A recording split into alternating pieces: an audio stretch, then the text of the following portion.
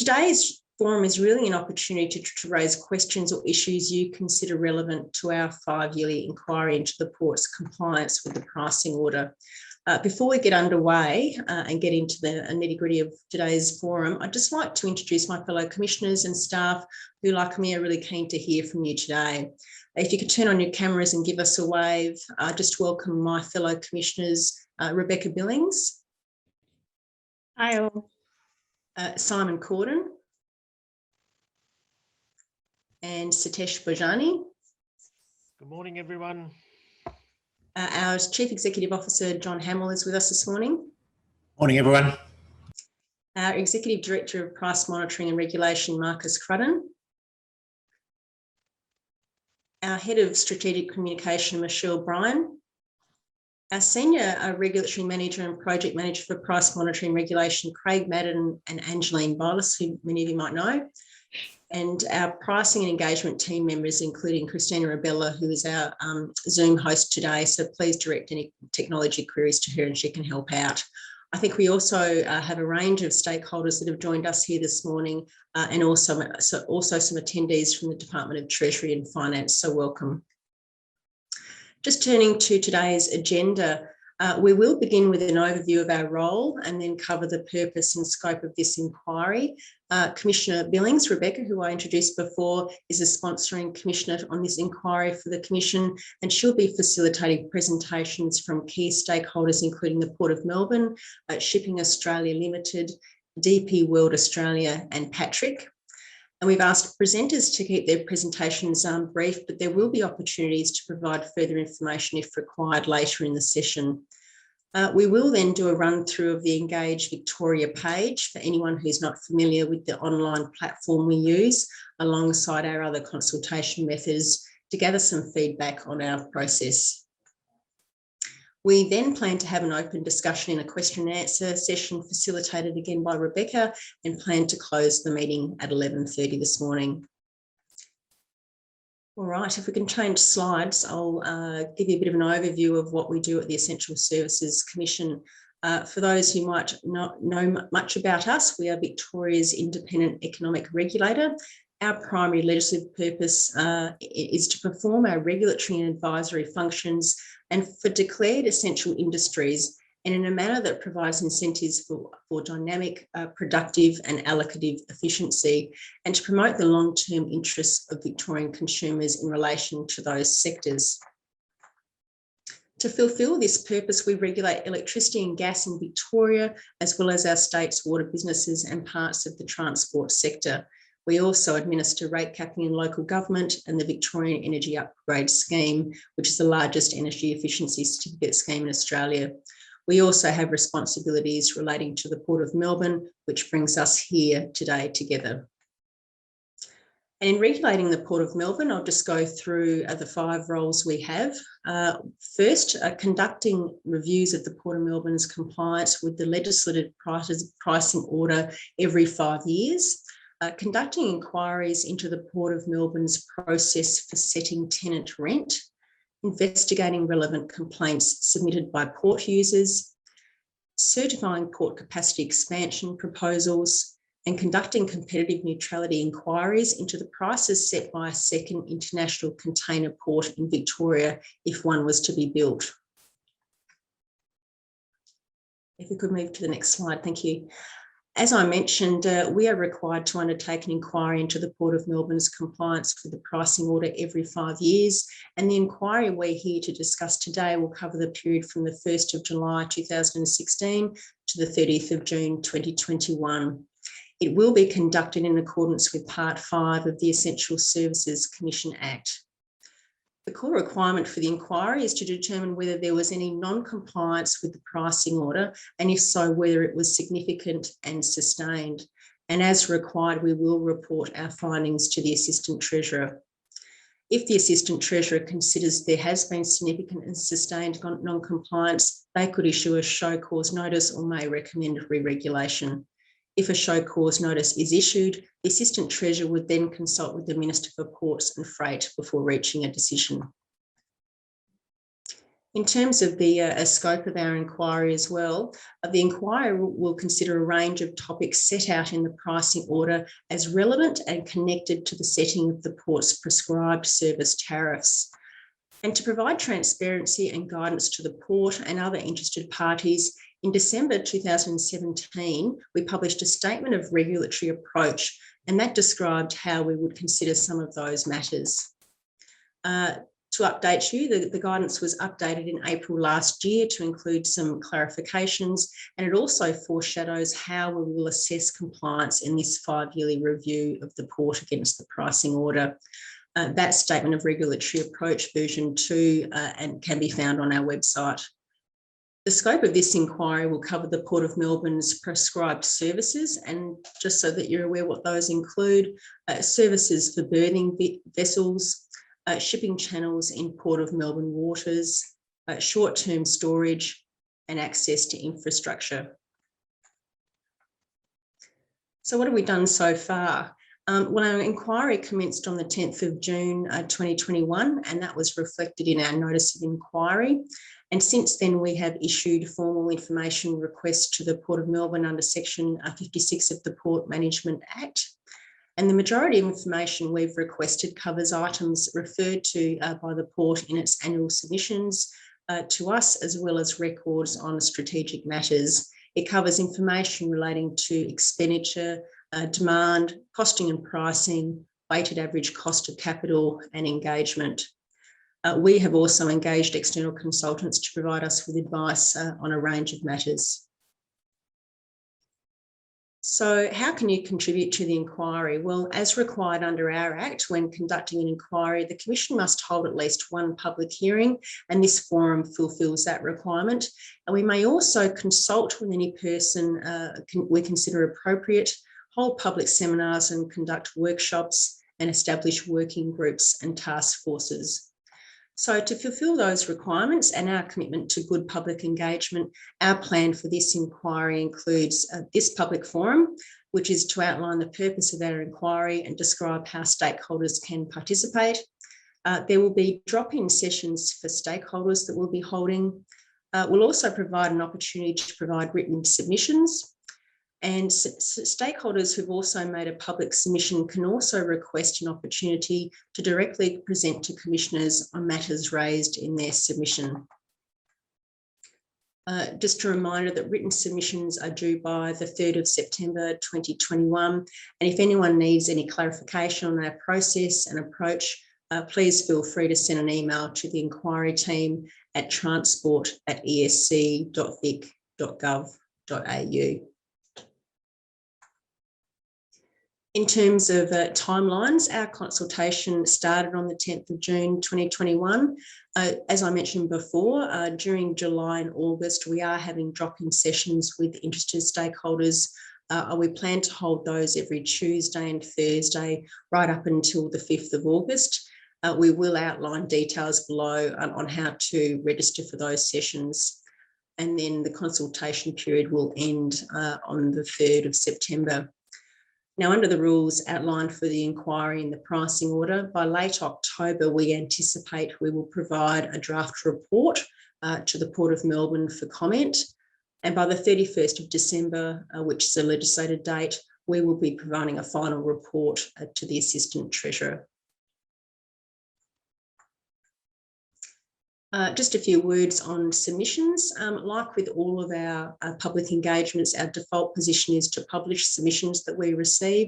We do this really to promote openness and transparency in our decision making. And under our public submissions policy, we generally publish those submissions so others can see the information we are considering in making our decisions, in this case, making recommendations to the Minister. Before we publish submissions, so that you're aware, we do remove personal information such as signatures, addresses and emails, remove sensitive information or any offensive or defamatory content. If you believe your submission contains information that should be confidential or commercially sensitive, you must let us know why in writing. If we agree the information is confidential or commercially sensitive, you'll need to provide us with 2 copies one complete and a one in a redacted form. Further information on how to do that can be provided by the team, so please feel free to reach out to them if you need any guidance. Please note you make your submission public, for example, by providing it to the media or another person who subsequently provides it to the media. We will assume confidentiality no longer applies and publish the unredacted version. Generally, just so that you're aware too, we don't accept anonymous submissions. So if you've got concerns about your identity being made public, please consider making your submission confidential rather than submitting it anonymously. On that basis, I think we've covered a few things that hopefully answer some of your questions about process and timing.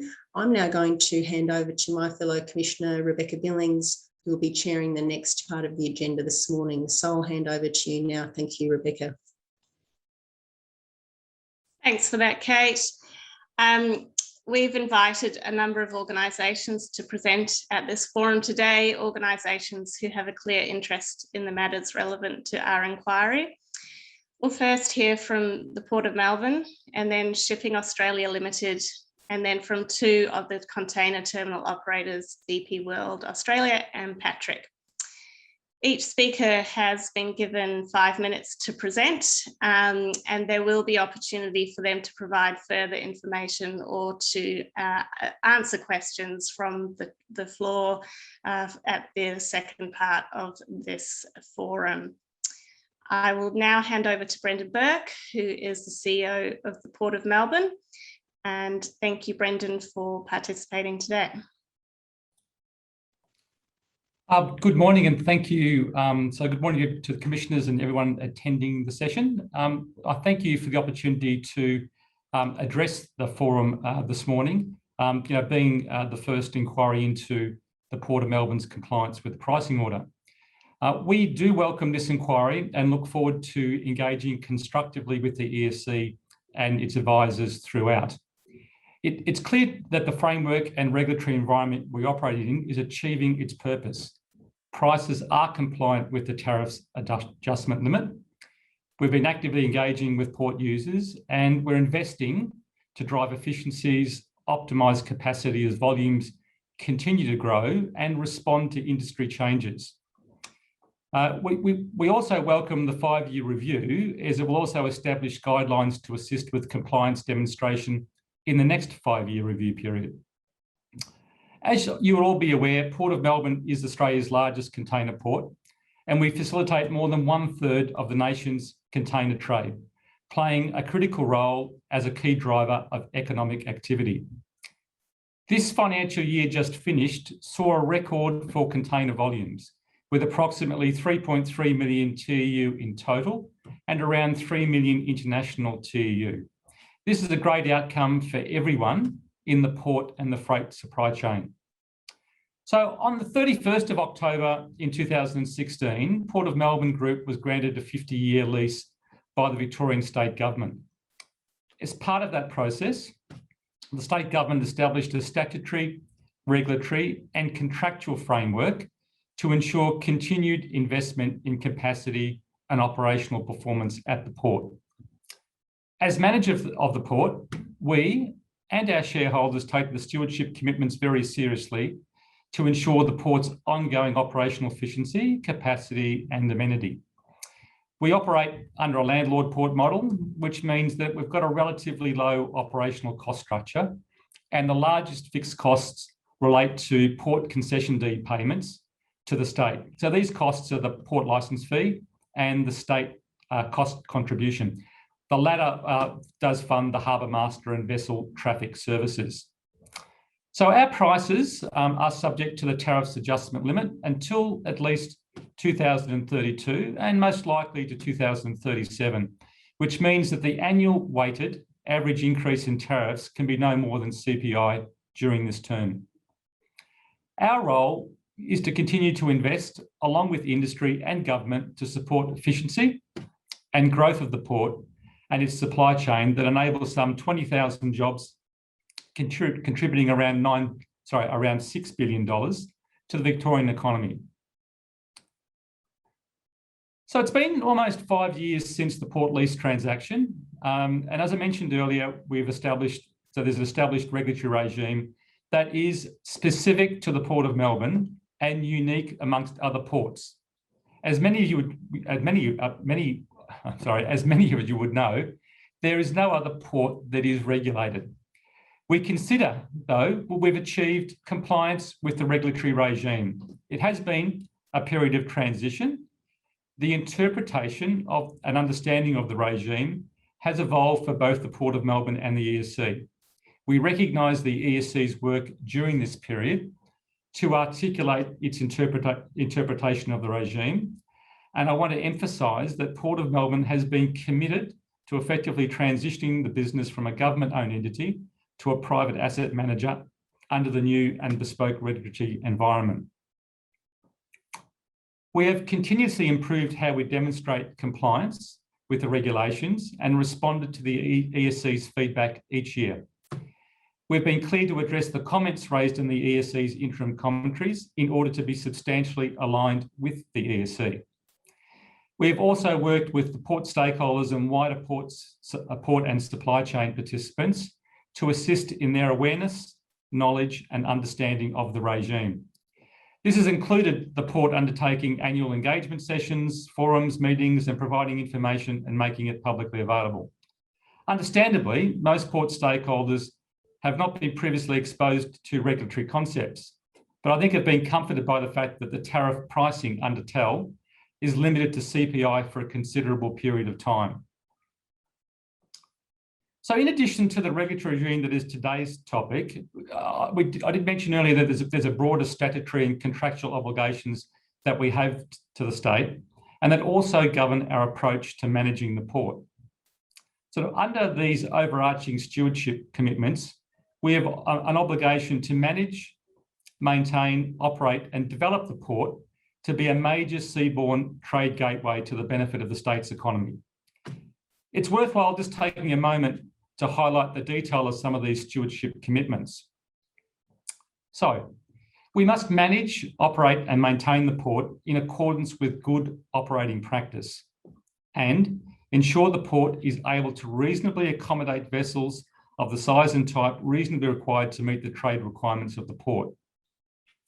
Regarding development of the port, we must develop land and infrastructure so as to cater for actual and reasonably anticipated growth and demand.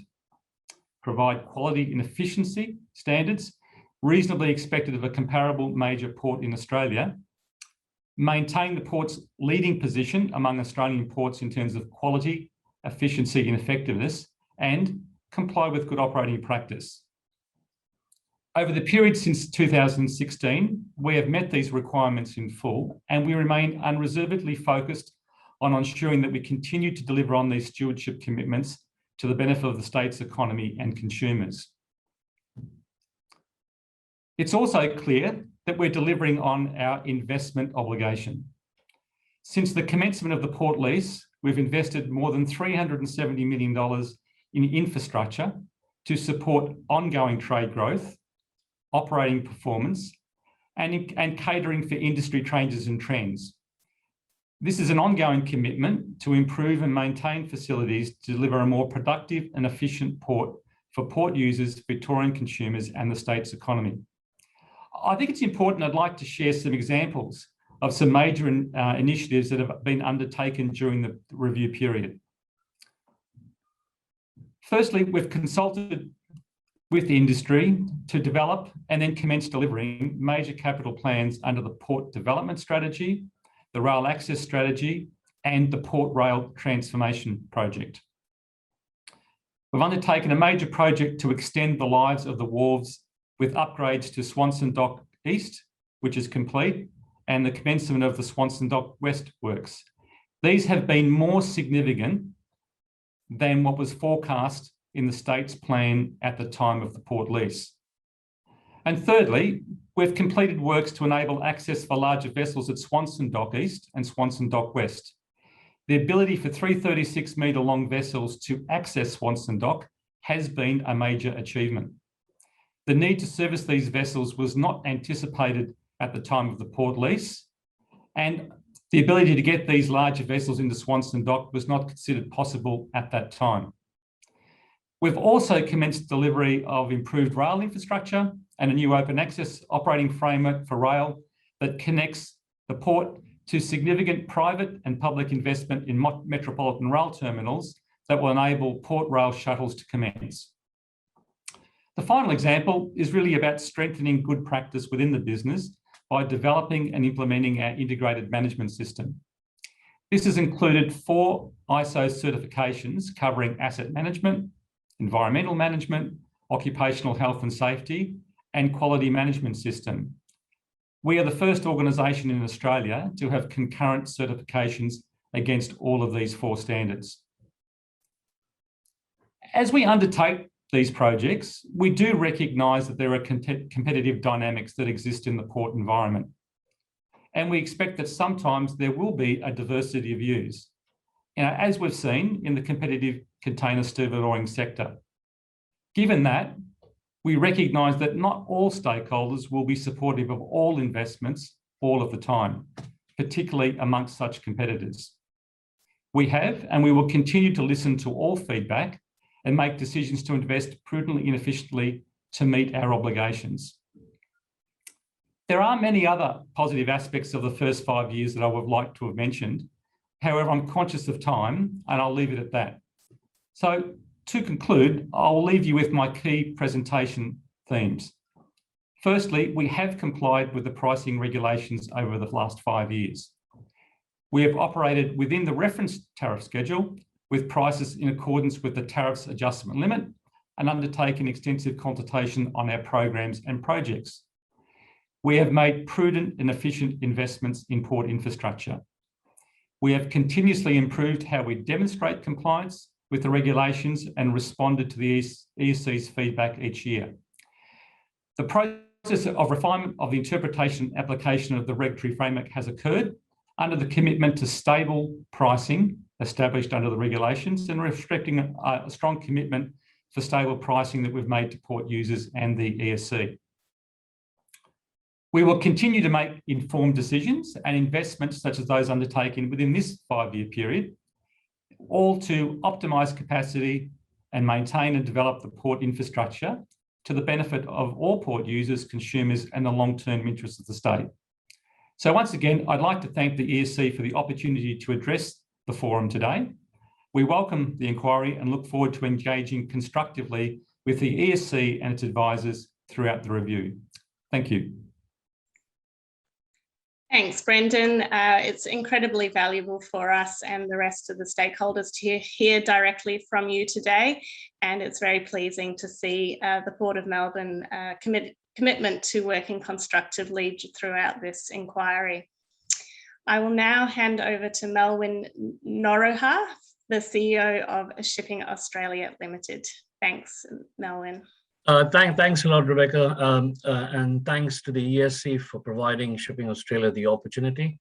And we have worked together with the ESC and the Port of Melbourne over the last 5 years, and we're quite pleased to be presenting today at the ESC and continue to engage with the ESC moving forward.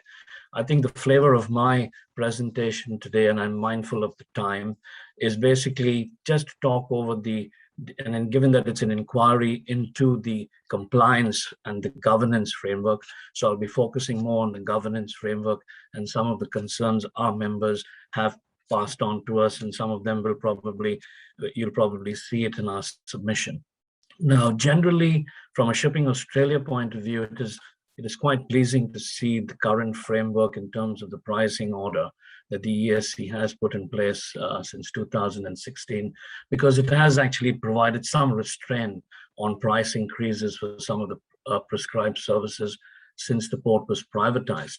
So it's quite pleasing. Having said that, the biggest concern our members have at the moment and moving forward is any proposed amendment to the pricing order and the process associated with it.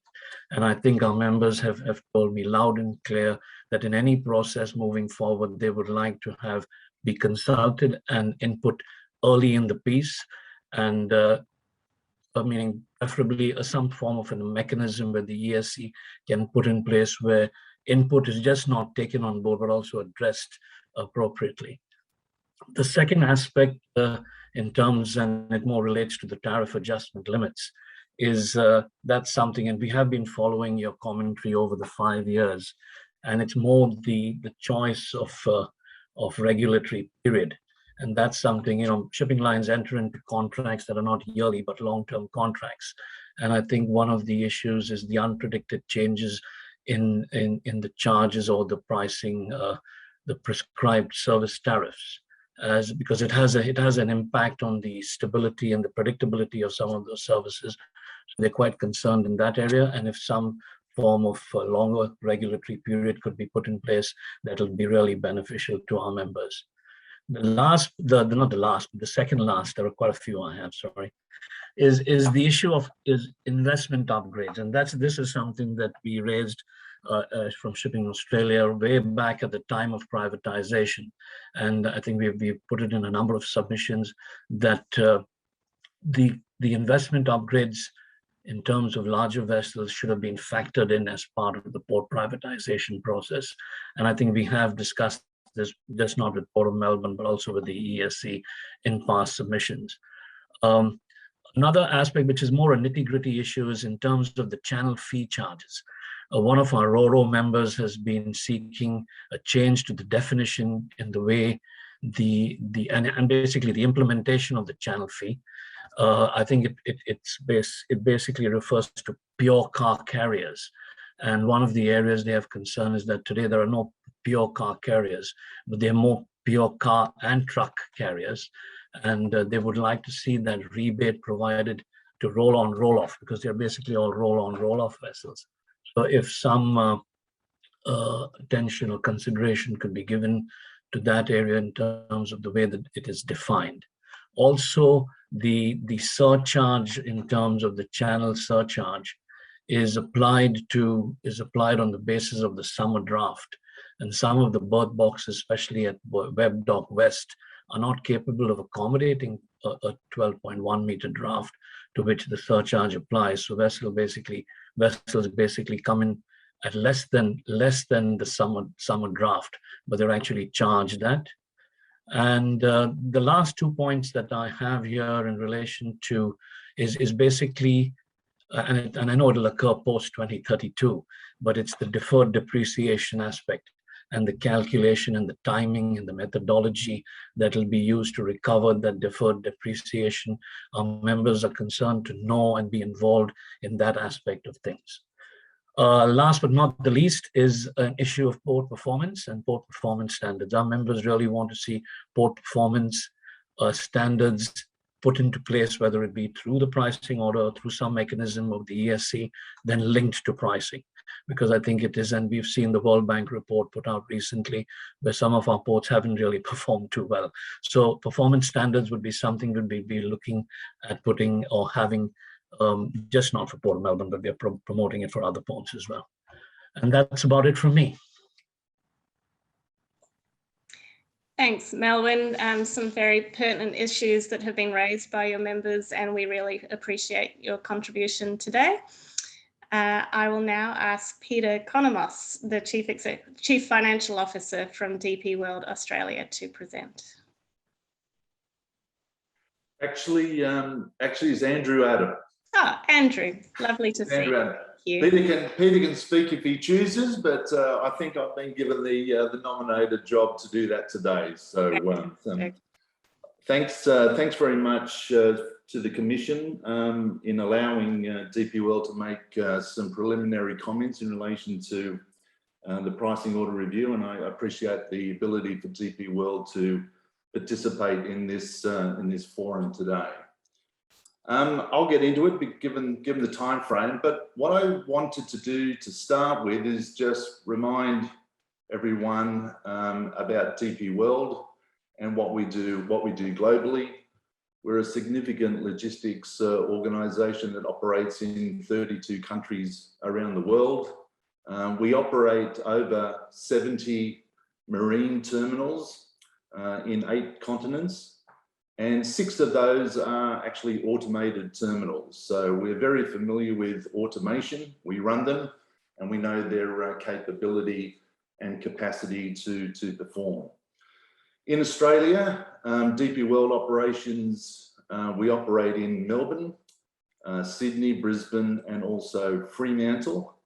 And we employ over 1,800 people through our terminals and around Australia. In the Port of Melbourne, DP World operates the West Swanson dock, which we currently have approximately 500 employees employed at Swanson dock.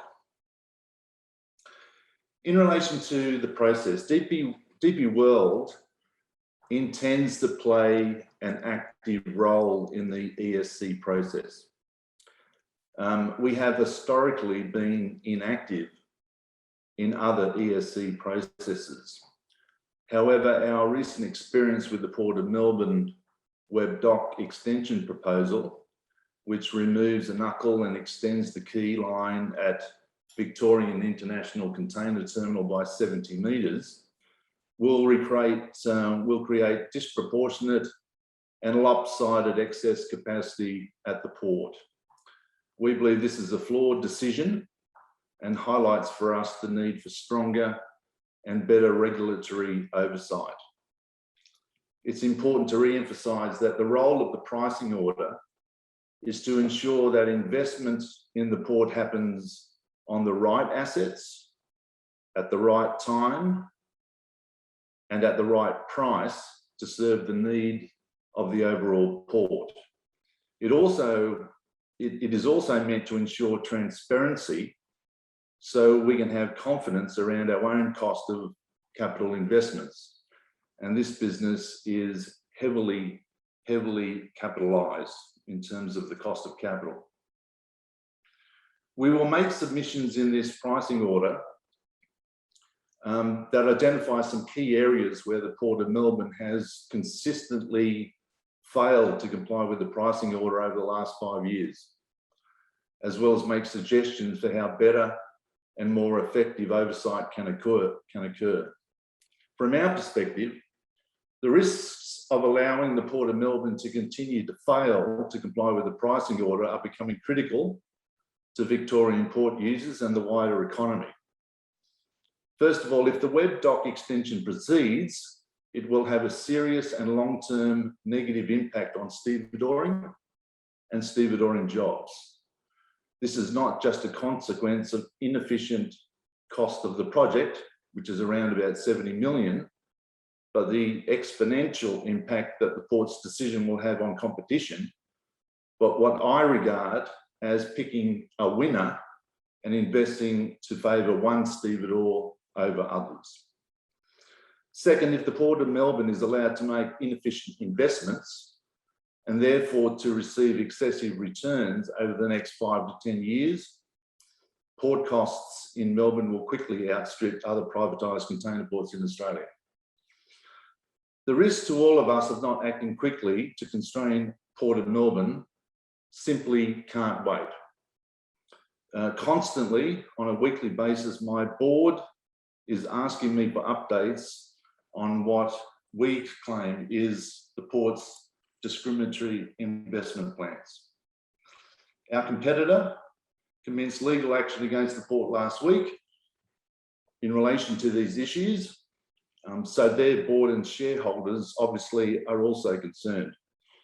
DP World will continue to reserve its position in relation to legal options. The current level of friction between stevedores and the port owner are serious, and as serious as they've ever been in my experience over 17 years in this industry. They are not the sign of a regulatory model that is working. This will ultimately undermine confidence in Melbourne as an attractive place for any of us to invest relative to other ports. One comment I should make in relation to the comments made by Shipping Australia. One of the comments that have been made is the requirement to increase capacity to handle much bigger vessels. I would say that this claim in relation to the size of vessels is being overstated.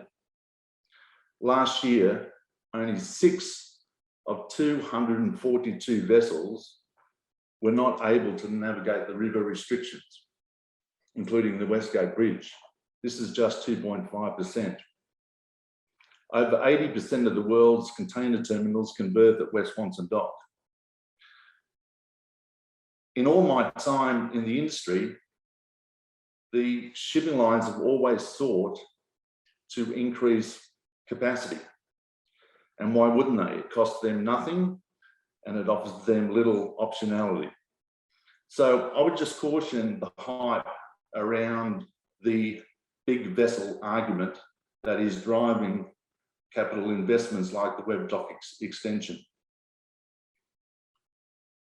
The fact that the port would consider the project like Webb Dock extension highlights to me there's something wrong with the current incentives. So at the moment, I expect the DP World submission to focus on 3 general areas. First, we will look at the rate of return. One clear reason for the port might consider throwing money at the wrong projects rather than having market players like VICT operate their own assets more efficiently is because the port ultimately enjoys a return on capital that is too high. It has no incentive to see problems solved with efficiency if it can solve them with capital expenditure. We are doing modelling to look at how the WACC, or the weighted average cost of capital approach adopted by the port, compares with more accepted approaches.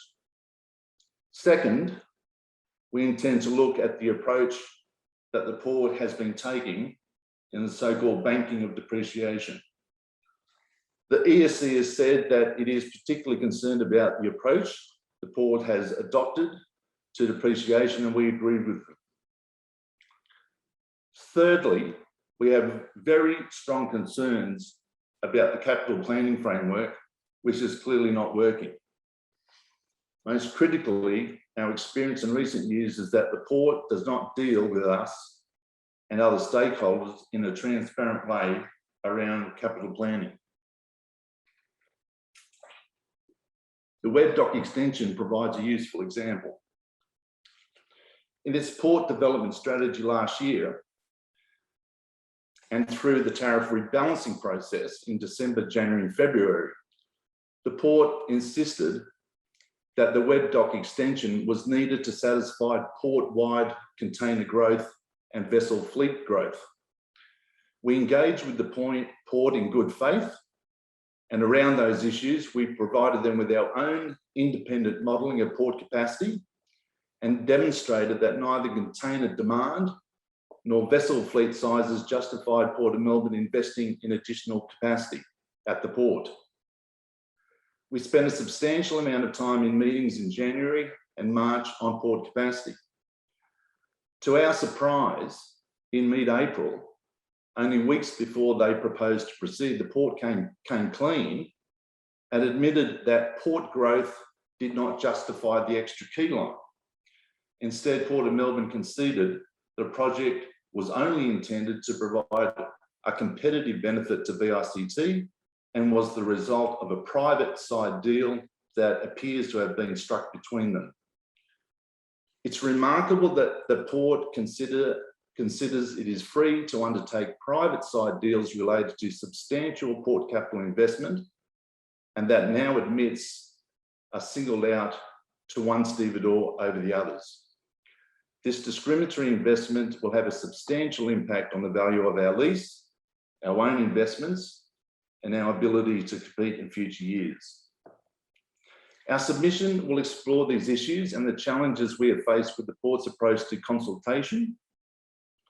We believe in the process so far that the level of consultation has been defined as just purely ticking the box.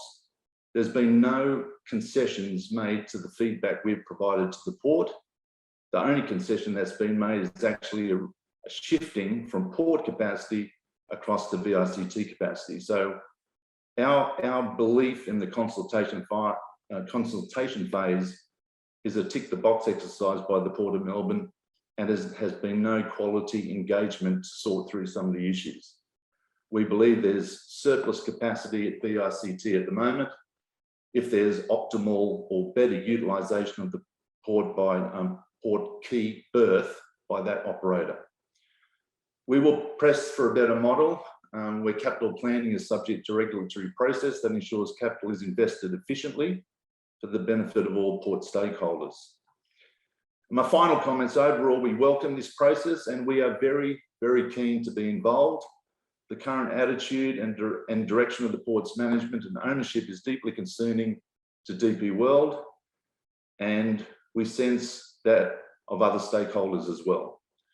There's a level of uncertainty and risk created here in Melbourne at present, and that does not exist in other Australian ports. We think it's timely for the ESC to review and recommend changes that put the operation of the critical Victorian asset back on track. Thanks very much. Thank you, Andrew. Really appreciate the explicit nature of your comments and welcome the submissions that your organisation anticipating in providing to the inquiry.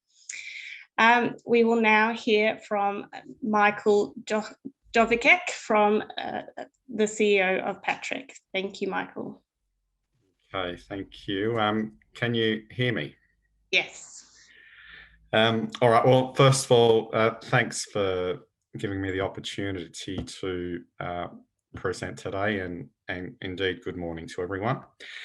I think I'd open up with saying that, look, I'd echo Andrew's sentiments, and I'll pick my presentation apart. I guess he's covered many of the points that obviously apply equally to us. So I might be a little bit disjointed in my commentary, but hopefully I will run to the allocated time. So I think for a bit of historical context, Patrick has a long and proud history in the Australian market. We're a local stevedore with operations in Australia across the eastern seaboard and in Fremantle in the west. And we have a history of investing heavily and renewing our facilities. And indeed, under the ownership of Cube and Brookfield in the last 5 years, we've invested circa $1 billion into our facilities. So we're very proud of that, and obviously we make those investments based on long-term outlooks, and hence the importance of having an honest and upfront port development strategy. It's mission critical, but I'll get to that in short. We're a long-term tenant of Swanson Dock. We recently entered into a lease that takes us out to 2066. And we've also committed to jointly develop the adjacent rail facility, which will be operational mid-23. I might add that those lease commitments that we've entered into are material in nature. Going out to 2066, it's approximately a $2 billion commitment that the Patrick Group has made in future lease payments to the Port of Melbourne. I won't go into what has happened with rental prices in recent years. I think that's self-evident what has happened, and clearly goes to increasing the cost of doing business. And that ultimately flows through to the Victorian consumer. So, but I'll cover a little bit more off a little bit later about efficiency. Andrew's covered a little bit around our increased capabilities to handle larger vessels.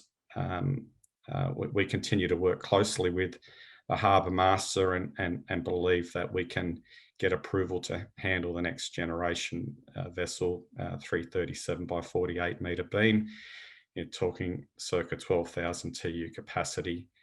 And this will allow not just Patrick, but DP World to service some of those larger vessels. So we're certainly excited about those recent developments. And they certainly support the long-term, longevity for the terminals at Swanson Dock.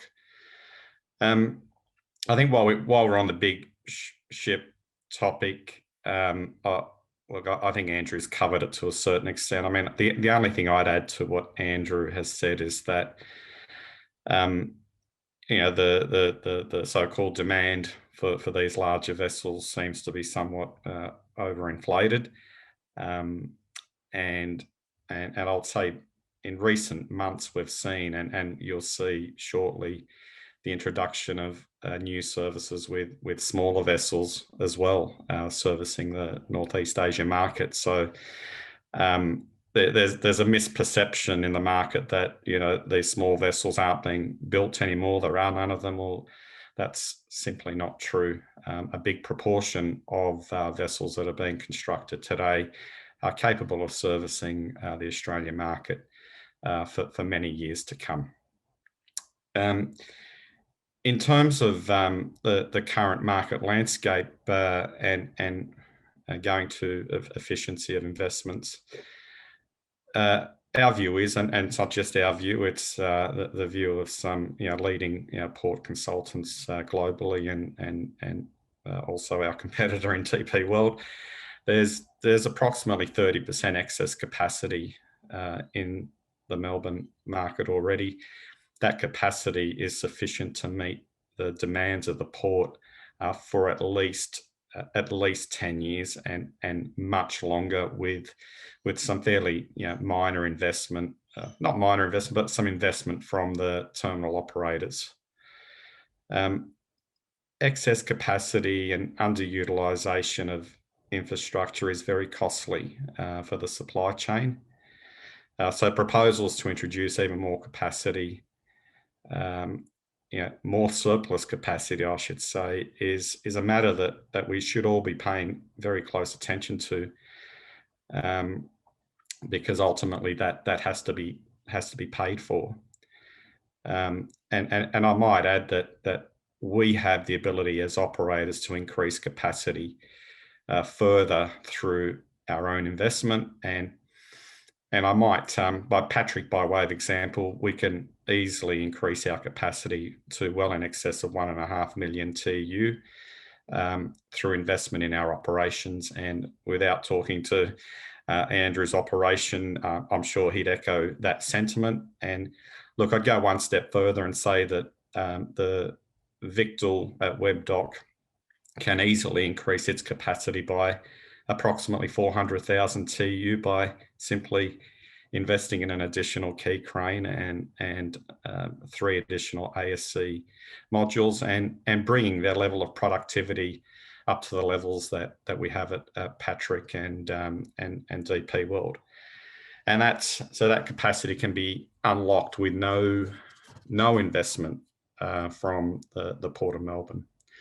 So getting back to, I'm not sure how I'm going for time, but getting back to the role of the PDS, look, it's mission critical from our perspective. It's an important tool for us to, when we're evaluating to make investment decisions in the port. And a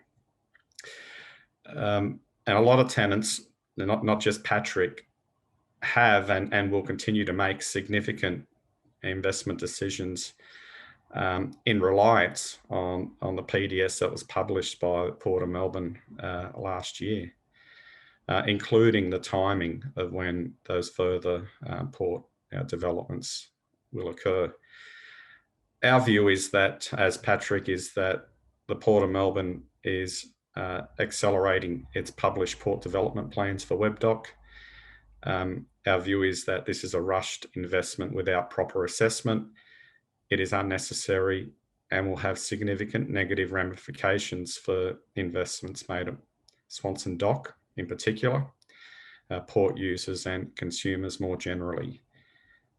In short, the investment's not needed, it's too early, and it's going to cost everyone a lot of money. We also have a QC opinion that the PDS is non-compliant.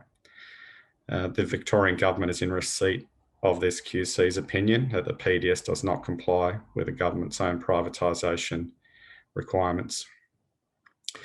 I've briefly touched on the importance of prudent and efficient investment. The government gave the Port of Melbourne a lot of latitudes to choose how to develop the port, provided that the investment was made in a prudent and efficient manner. Because if you gold plate the investment, or if there's massive underutilisation of some facilities, this will drive price increases over time, and these price increases will ultimately be borne by cargo owners and ultimately you and me, the consumers. And to give some context, look, our rents have increased considerably in the last 5 years, and we have to recover those costs from our customers. The introduction of that additional capacity too early will have an even more material impact than the rent increases in terms of costs needing to be recovered. Now, having said all that, look, we agree that WebDock is the next logical increment of capacity. We're not against development. We just believe that development should be undertaken on a timely and efficient basis, and in compliance with the PDS as well. The timing is mission critical, obviously. Down the track, our view is that there is a potential for major price shocks. You've got, if you look at the WebDock North, the Knuckle, the Freight Link, you've got billions of dollars of investment that will ultimately need to be recovered, and that will result in major cost increases on wharfage in the years to come, and material increases. So you're sitting at $120 a TEU today. Our view is that it'll be multiples of that in the years to come, multiples. And to the extent that you bring forward that investment, those multiples then get increased to a higher level again. So timing matters. It matters to everyone. So in simple terms, an inefficient investment in the port increases the extent of the future price shocks and increases costs. At the same time, Port of Melbourne's unregulated rental revenues are also increasing in that period of time as well. So in summary, Patrick supports the timely and orderly development of the port, and we seek a commitment from the Port of Melbourne to adopt a transparent approach with genuine consultation capable of informing development decisions that we make. Thank you. Thanks, Michael. Really. Oh, sorry. And one other thing, I have to actually drop off the call. I do have my colleague, Victoria Moore, is dialed in on the call. She can take questions on my behalf, but my apologies, I do need to attend to another matter. But thanks again for the opportunity to present. Thanks, Michael. Much appreciated. So we've actually now reached the end of our presentations from key stakeholders, and now is the opportunity for the Port of Melbourne, if they would like to respond at this point or make any clarifying remarks. So Brendan, would you like to have 5 minutes of the floor? Well, thank you, Rebecca. Look, I would say that today is not the place to deal with all of the elements that have been raised today. I do think that, as I mentioned in my speech earlier, that we have a competitive sort of dynamic in an environment that's a bit unique with the port. It does, the port has had a history of being criticised for doing one aspect in relation to a precinct, and you get criticised by the other. So, yeah, the works that have been dealt with on Patrick's, because we have been responsible for getting larger vessels up the river, it became quite urgent for them, and we've been very responsible. If you go back to 2017 and the Infrastructure Victoria report, that clearly said that vessels upriver were limited to 7,500 TEU.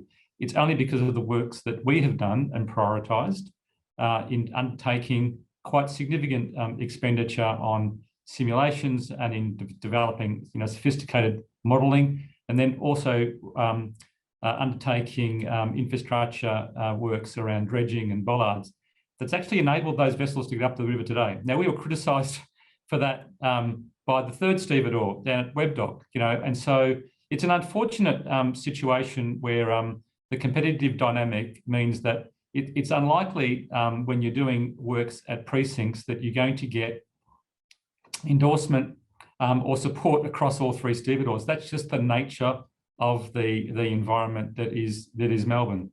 And so, we've been very responsible in terms of the works that we've undertaken, both at Swanson dock in terms of the larger ships, in terms of rail.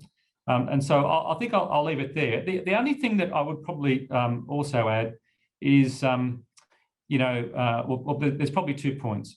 First of all, we have been effectively criticised for changing our views, and in relation to the reason behind the Webdock extension project. We've been clear all along that this isn't about port capacity; it's about berth capacity. And restoring berth capacity and restoring the nameplate capacity of the berth. So we've been very clear. It's not about adding to port capacity, and it's not the primary driver. The reason for the decision is not around airport capacities. That's the first myth that actually is there. Second thing in relation to pricing, and it probably picks up Shipping Australia's comments, is that pricing is set in relation to the tariff adjustments limit period. So over the next sort of 10 to sort of 15 years, pricing will change in accordance with CPI. That means that the investments that we make do not affect pricing. It also shows that yes, there is deferred depreciation because that's how the model was set up. But the model and the way that it works is largely indifferent to timing. So if we do Webdock extension this year, or do it in 5 years' time, the impact on pricing in 2037 is largely indifferent. And the reason that is that the escalation will probably likely match the construction cost increases over that period of time. So when you get to the end period, you end up with the same level of, approximately the same level of deferred depreciation. So that's, I think, to be very clear to the industry that that's the way that the system works. And also, I do think that Michael did mention that tariff would be multiples of the existing thing. That's simply not true. The modelling shows that that prices can be scalped over the length of the concession, and we showed that through the industry consultation back in March and April this year. And we were actually asking, through our consultation, for port users to provide us with feedback as to their preferred way when we get to the end of the toll period as to how they want prices to work. And price smoothing, is seen to be the best method so that there are no significant price shocks around that. It is difficult to not defend some of the misinformation that has been said. But I think that's for another day. But I think they're the sort of the key points. One is there's certainty on pricing. There is no incentive to invest because of the TEL. And timing is really about projects, is really about fulfilling the obligations that we have that I talked about. We've got, as I mentioned earlier, quite stringent and pointed obligations that we have around the state, and that's all because ultimately we've got to invest to make sure that all of the projects are aligned with the state in relation to the economic development and also obviously the end consumer. That's the lens that we look through. I think I'll leave it at that. I think I've made my substantive points, but I'm happy to clearly engage with the Commission and others if they want to take up particular points on this issue. Great, thanks, Brendan, much appreciated. We have about 25 minutes left of the scheduled time for the forum. The next agenda item is to take you on a whistle-stop tour of Engage Vic and the preferred way that we would like you to provide your submissions. But this does give you the opportunity to gather your thoughts. The next agenda item is really Q&A. And the first question that I would pose to all of the stakeholders on the line today is, are there any matters that we haven't raised so far that you think should be given consideration in the inquiry? With that in the back of your minds, I will pass over to Sarah to show you Engage Victoria. Thanks, Rebecca. The purpose of showing Engage Victoria is if we've got a few people at the forum who haven't worked with us before in any of our previous projects. So on the page, you can see what the Engage Victoria page looks like. We will send you a link after this forum. You can choose to follow the page if you would like to subscribe for page updates, but we will also send you notifications when key documents are uploaded or if we reach a project milestone. On the page, you can also see the timeline. There's links here to Eventbrite if you would like to register for an individual drop-in session. Again, we'll provide the links after this forum with our post-event survey. The Engage Vic page also has contact details if you need any help via email or via our direct phone line. However, the main purpose of our Engage Victoria consultation page is to hear feedback from you. So you'll see towards the bottom of the page, there's a form. The first few fields are just so you can provide us your contact information, but you only need to fill that out when you're making a submission. The key things that I'd like to draw your attention to are the check boxes towards the bottom of the form. As Kate Simons mentioned earlier, you can choose to say whether potentially you want your name withheld or whether your submission should be treated as confidential. As per our submission policy, we will get back in touch with you to check the extent of your submission that is confidential or commercially sensitive. At the moment, you can't see any of the feedback options. You will need to select one of the checkboxes or multiple of these for the different options to load.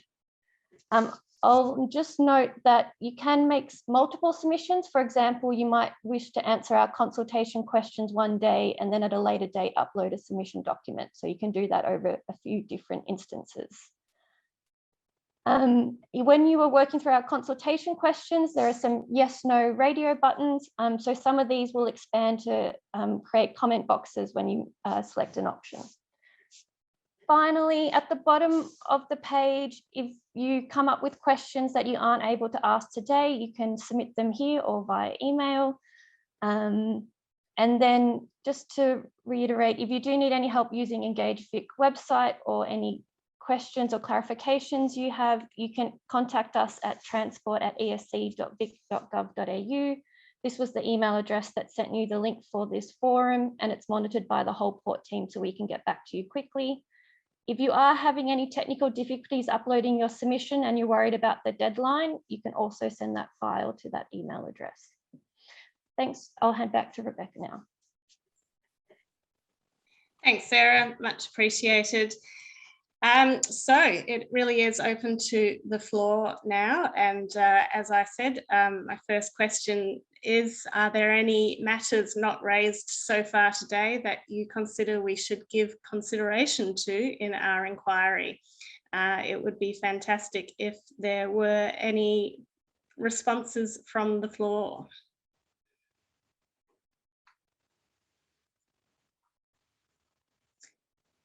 And this is where I get to sit in silence for a little while.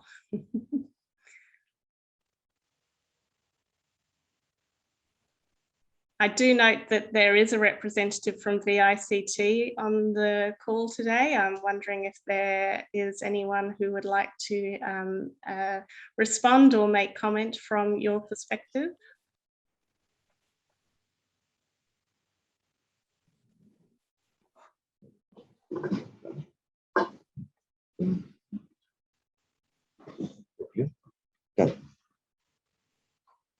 Hello, this is Tim van Kampen. Can you hear me? I can hear you, but it's quite muffled. Do you want to try again?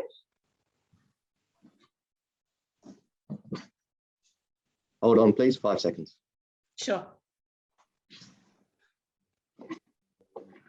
Good morning, this is Tim van Kampen, CEO of VICT. Hi, how are you?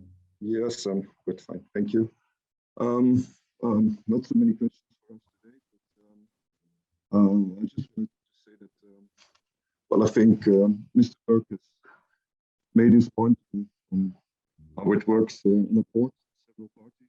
I'm sorry, we're having quite a lot of difficulty hearing you. Do you want to try again? Okay, let's try again. No, I think, no, good morning. I think Mr. Burke has very well explained what he interested in the port. And of course, there is competition. That's also why the operator was implemented into the port. Well, today we see that there are constraints. It's not only about what is today, but it's also forward-looking. Creating capacity takes time. In our industry, it's usually 1 or 2 years to get civil infrastructure into place. So we're not only backwards looking at what current demand is, but we're also looking forward to what the future demand is. We're factoring it in. I'm sorry, Tim, I probably shouldn't have put you on the spot because I think we're all having very great difficulty hearing you. Maybe we can arrange to have a conversation with you at a different time. Is there anyone else who would like to respond to that initial question?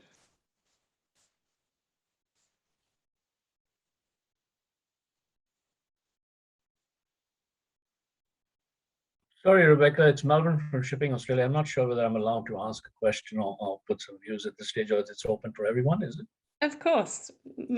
Just a point of view in terms of, you know, when amendments or amendments to pricing or pricing orders are made and a new charge comes online, one concern that our members have over the years, and it occurs across ports, is that you have charges that start off being called one thing and then they sort of change their names and then they get delved into other charges. So if there were any future changes to charges, whether it be new or otherwise, can we have a separate line item with start item and duration of how long the charge will last? Because historically, and I can recall since 1995, since the ports have been corporatized in New South Wales, there were charges that started off being called one thing and then actually changed the name. And it's sort of, and I think it's convenient to do that for the port. And I think that's something that needs to be looked at generally when anything is changing or there's a new charge coming, whether it be a rail infrastructure project charge or whatever.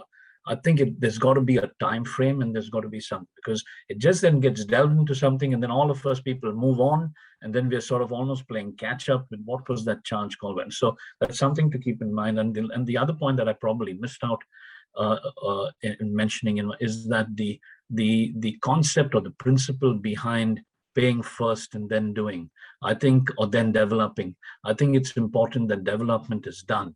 Freeways are not charged for before road users start using them. So I think that concept needs to be implemented generally in the port, that you develop a site and then you recover your costs. They're just 2 comments. Thanks, Rebecca. Thanks, Melwin. We'll take those as comments rather than questions. I see Rod Pickett has his hand up. Rod, would you like to introduce yourself and then ask your question? Thank you. Yes, Rod Pickett, Maritime Unit of Australia, National Office. Look, my question was really just picking up some of the themes of the discussion by the 2 stevedoring companies that presented this morning, and also the comments from Brendan Burke. For us, it raises an issue about what the real obligations of the Port of Melbourne are under the Port Management Act, and particularly those obligations under Section 48 around competition, because I think I detected that one of the concerns being raised is about the, I suppose, competitive fairness. And that goes to, of course, questions of investment. They, of course, have implications for the labour, They have implications for employment, not only in aggregate terms, but in terms of the quality of employment, security of employment. So they are some issues that we would be hoping that the ESC might assist stakeholders in exploring a little bit more as a foundation for the pricing review. And that goes also, if I could just mention very briefly, what are the key KPIs in the port deed? What has the state of Victoria set out as the long-term obligation to ensure the facilitation of trade and management of container movements as a key freight mode in Victoria, and of course as it impacts on, say, the Tasmanian economy and the national economy? And what is the role of Port Lessor Proprietary Limited? It too lacks transparency. We can find out virtually nothing about the role of Port Lessor Proprietary Limited. Yet I understand that there are regular communication between Port Lessor and the port.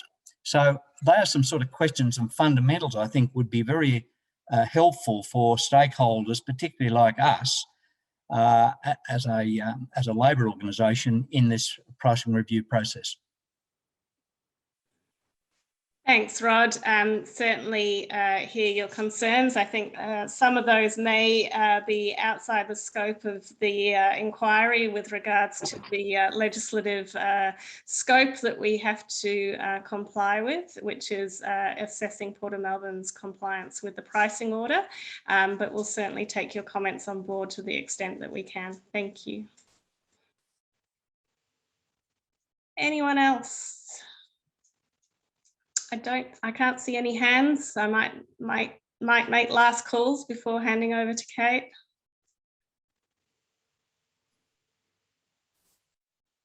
Can I just make one final comment?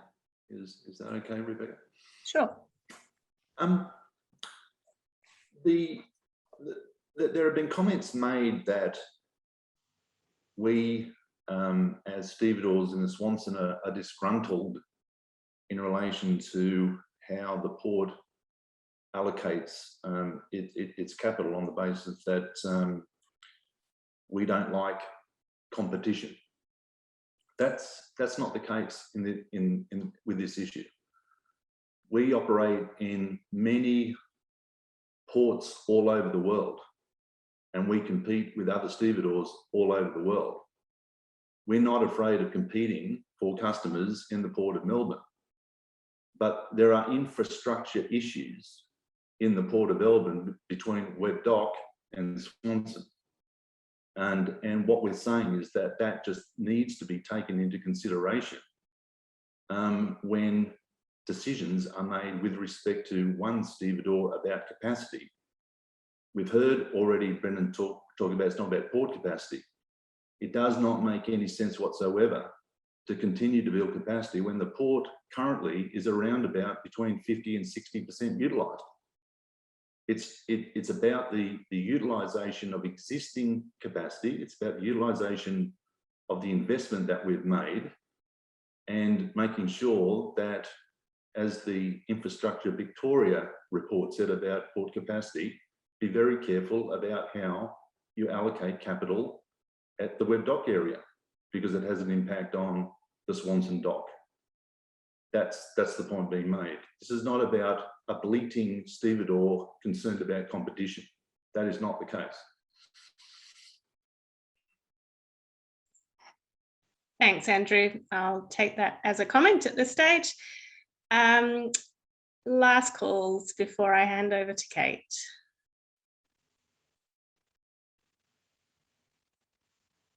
All right, I think that I will call. This has been really useful, and I much appreciate everyone's input to date. As you all know, it's going to be a pretty intense period over the next 6 months, and welcome your engagement over that period. Kate, over to you. Thanks very much, Rebecca, for facilitating those presentations and the discussion as well. Look, as Rebecca said, it has been a very valuable opportunity today for us to hear from some of the key stakeholders as we dive into this very important piece of work on behalf of all Victorians.